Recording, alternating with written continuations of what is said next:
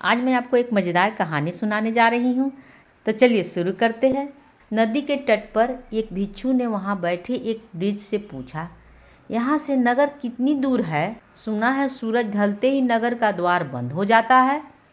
अब तो शाम होने वाली है, क्या मैं वहाँ पहुँच जाऊँगा? वृद्ध ने कहा, धीरे चलो तो पहुँच भी सकते हो। भिक्षु ये सुनकर हैरत में पड़ गया।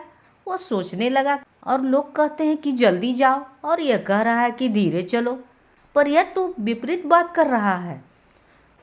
भिक्षु तेजी से भागा, लेकिन रास्ता उबड़ खाबड़ और पथरीला था। थोड़ी देर बाद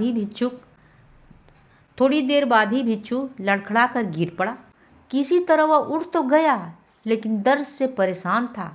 उसे चलने में काफ़ी दिक्कत हो रही थी। वह किसी तरह आगे बढ़ा, लेकिन तब तक अंधेरा हो गया था। उस समय वह नगरी से थोड़ी दूर पर था। उसने देखा कि दरवाज़ा बंद हो रहा था। उसके ठीक पास के एक व्यक्ति गुजर रहा था। उसने भिक्षु को देखा तो हंसने लगा। भिक्षु ने नाराज होकर कहा, तुम हंस क्यों रहे हो? तुम मुझ पर हंस क्यों रहे हो भाई?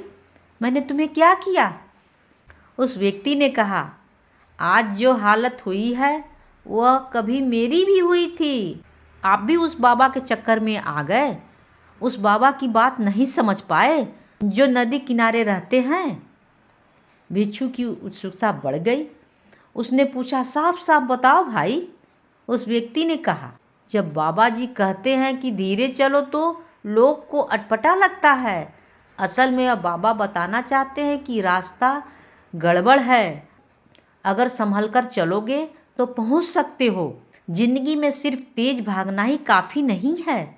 सोच समझकर संभल कर चलना ज़्यादा काम आता है। आप ज़्यादा अच्छे से चल सकते हैं। जहाँ जाना चाहते हैं वहाँ आप पहुँच सकते हैं। इसलिए आप संभल कर चलो और धीरे चलो। कहानी होती है समाप्त।